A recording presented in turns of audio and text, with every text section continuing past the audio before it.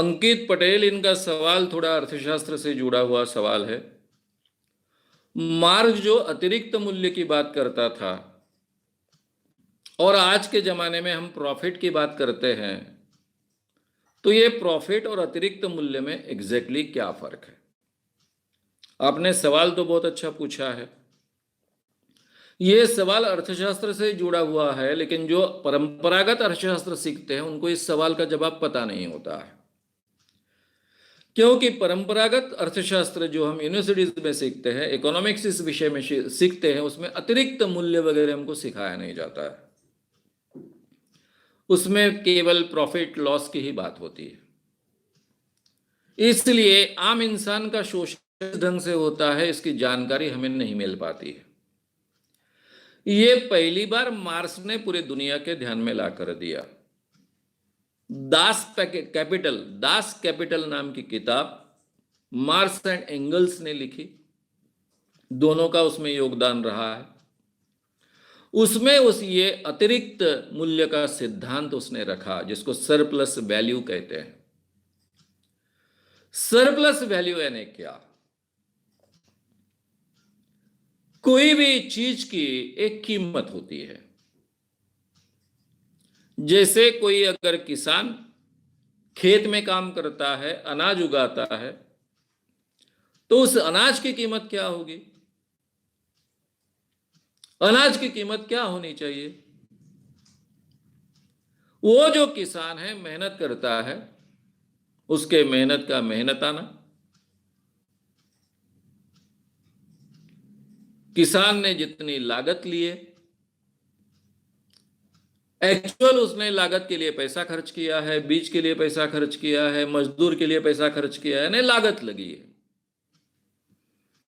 और उसका जो खेत है, ये खेत यानी उसका कैपिटल है।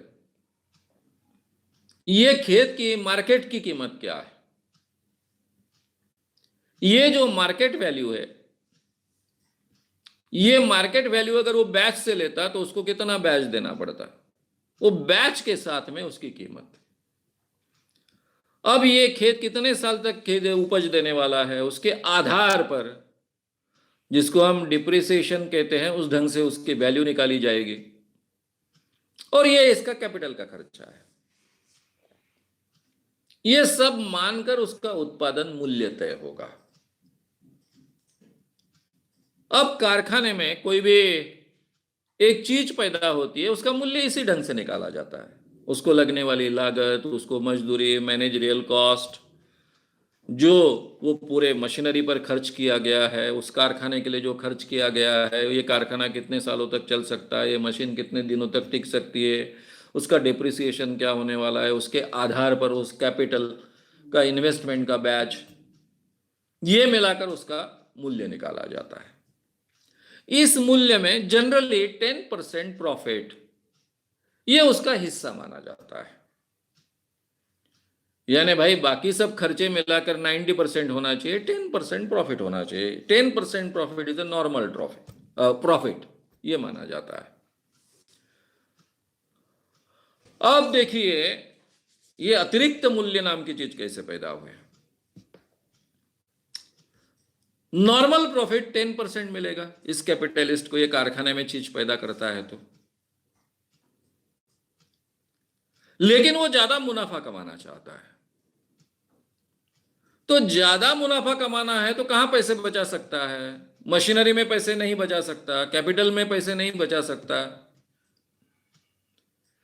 मैनेजरियल कॉस्ट में पैसे बचाना मुश्किल है। फिर सबसे ज्यादा पैसे कहां बचा सकता है? मजदूरी में पैसे बचा सकता है, क्योंकि मजदूर मजबूर है। मजदूर 10 घंटे 8 घंटे काम करता है, उसको कितना मेहनताना देना है? अगर उसका मेहनताना 100 रुपया होता है, तो 100 रुपए के बजाय हम 80 रुपए ही देंगे। अगर उसको 80 रुपए देंगे तो 20 रुपए है मजदूर के बचेंगे, और ये जो 20 रुपए बचेंगे तो प्रॉफिट बढ़ेगा।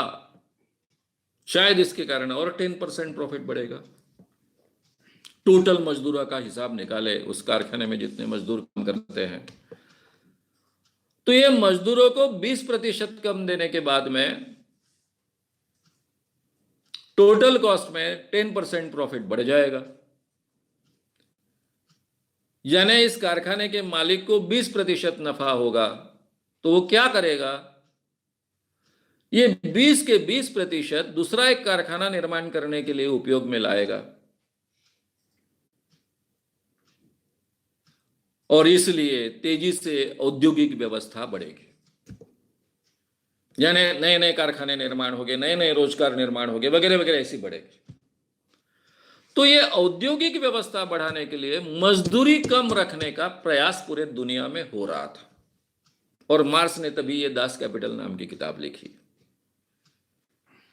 अब मजदूर को जो 100 रुपए देना वाजिबी है, क्योंकि उसके जीने के लिए 8 घंटे वो काम कर रहा है, 8 घंटे काम करने के लिए उसको ठीक ढंग से रहने के लिए और बाकी सब चीजों के लिए आवश्यक है 100 रुपए मिलना। ये वाजिबी है, न्याय संगत है, इतने पैसे उसको मिलने चाहिए। लेकिन सरकार ने और ये कैपिटलिस्ट ने मिलकर इस ढंग से वातावरण तैयार किया कि उसको 80 रुपए ही मिलेंगे, 20 रुपए उसके निकाल लिए। इसमें से ये 20 रुपए अतिरिक्त मूल्य तैयार किया गया, जिसके जरिए 10% अतिरिक्त प्रॉफिट यहां पर निर्माण किया गया, ताकि उसके उद्योगों का विकास हो। अब शायद ये बात आपको यहां क्षम्य लगे, लेकिन 80% लाने के लिए क्या करना पड़ा है